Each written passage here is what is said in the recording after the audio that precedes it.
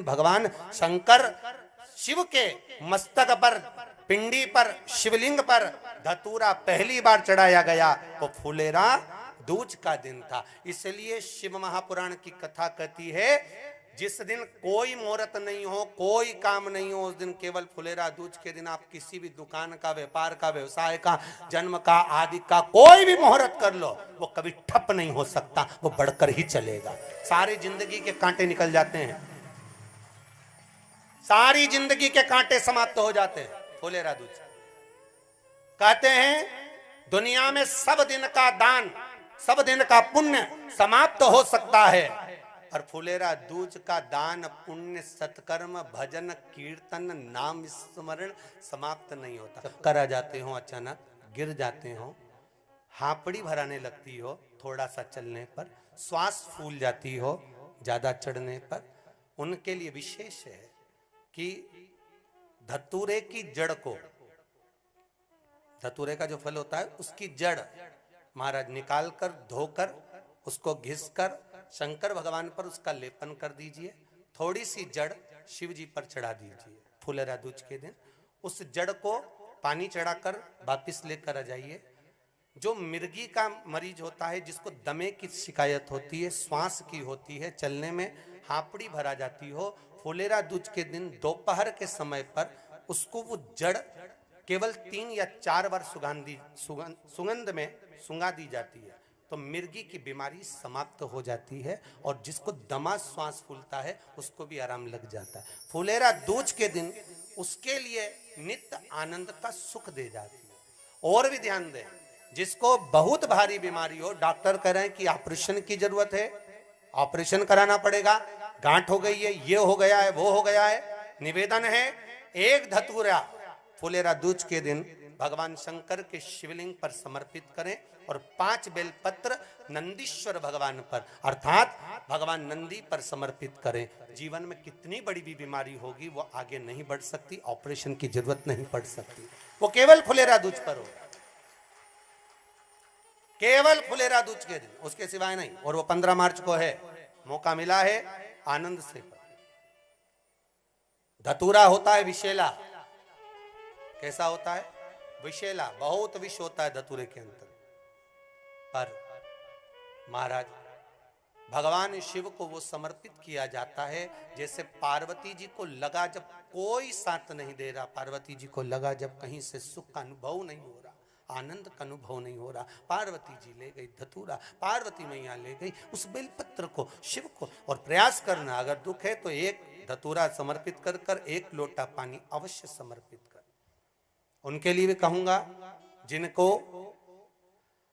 शरीर में दाद हो जाती है, खाज हो जाती है, या खुजलियों का क्रम हो जाता है, उनके लिए भी महाराज धतूरे का पानी, धतूरा 1 लोटे में डाल दो, पानी रख दो उसमें, उसके अंदर थोड़ा सा चंदन डालकर वो पानी शिव जी को समर्पित कर दो। वही पानी को लेकर आ जाइए और कुछ देर तक शरीर में लगाकर बैठ जाइए महाराज। वो केवल फुलेरा दूज का है महाराज, उसको शरीर में लगाकर थोड़ी देर बैठ जाइए, 15-20 मिनट तक। शरीर के अंतर्गत कोई वस्त्र ना हो, उस वस्त्र को उतार कर उसको लगाकर बैठ जाओ। 2.5 से 3 महीने में दांत खाज, किसी भी चर्म रोग होगा वो धीरे धीरे समाप्ति की ओर हो जाएगा। महाराज फुलेरा दूज का महत्व शास्त्र कहता है, भले इसको छुपा कर रखा गया हो शास्त्रों के अनुसार, पर इसकी महत्व का जो दुकान, जो व्यापार, जो व्यवसाय, और पहले भी आपको कहा, मान लो आप शिवरात्रि के दिन रात को भगवान शंकर को धतूरा चढ़ाते हो व्यापार व्यवसाय के लिए, और वो धतूरा आप शिवरात्रि के दिन सुबह 4 बजे से पहले नहीं बांध सकते, तो उस धतूरे को फुलेरा दूज के दिन लाल वस्त्र में बांधकर अपने व्यापार वाली जगह पर बांध दो। जीवन में कभी व्यापार नीचे नहीं जाएगा, बढ़ता ही चला जाएगा। और उनके लिए भी निवेदन करूंगा जिनके यहाँ कर्जा बहुत है, बहुत कर्जा है, चूक ही नहीं रहा, पैसा ही नहीं रहा, व्यापार चले तो कर्जा चूके, उनके लिए भी निवेदन करूंगा। एक धतूरा बेलपत्री के पेड़ के नीचे शिवलिंग का निर्माण कर कर फुलेरा दूज के दिन उस धतूरे को अपनी कामना कर कर हल्दी में भिंगोकर उसको भगवान शंकर को समर्पित कर दीजिए अपनी कामना कर कर। उसी हल्दी की 1 बिंदी अपने साथ में रुमाल में लगाकर अपने व्यापार व्यवसाय की जगह पर लेकर जाइए। कर्जा धीरे धीरे धीरे धीरे जब चूकेगा, जब लक्ष्मी आएगी तो लक्ष्मी की वृद्धि भी वो करता महाराज। ये फुलेरा दूज के उपाय। जिस दिन मां जगतजननी जगदम्बा अंबा स्वयं भगवान शंकर को मौन होकर देख कर विलापित होती हैं, नैनों से नीर बहता है, शिव को हुआ क्या, शंकर को क्या हुआ है, योगरदानी को हुआ क्या।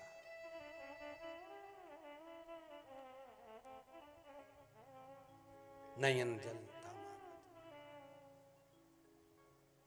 मैं तो बैठी थी गंगा किनारे, मैं तो बैठी थी गंगा किनारे,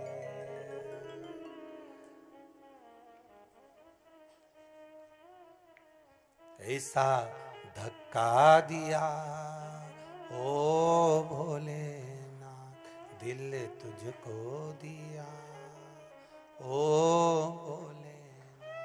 भगवान शिव ओगड़दानी, त्रिकालदर्शी, कैलाशी, अविनाशी, इस चित्तवृत्ति के मन की बात को धारण करने वाले।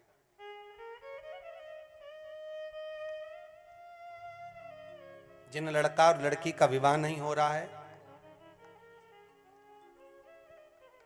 महाराज,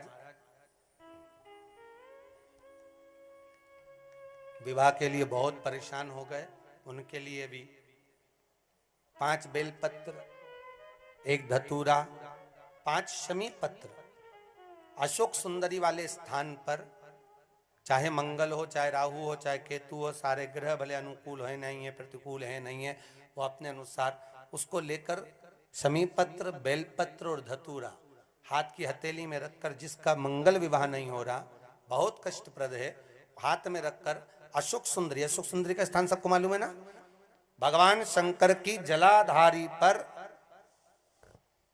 शिवलिंग, पार्वती जी का हस्त कमल, जहां से चरण जल नीचे जाता है, राइट भाग गणेश जी का स्थान, लेफ्ट भाग कार्तिकेय का स्थान, जलाशय में से, जलाधारी में से जो जल नीचे गिरता है बूंद बूंद, वो शंकर भगवान की 5 लड़कियां, जया, विषहरा, शामरीवारी, दोतली और देव। शंकर जी की 1 लड़की और अशोक सुंदरी 6ठे नंबर की, उसका स्थान, इन पानी जो जाता है उसके बीच में जो मोटी सी लाइन होती है, उस मोटी सी लाइन पर जो स्थान है वो अशोक सुंदरी का स्थान है। किसका स्थान है? अशोक सुंदरी।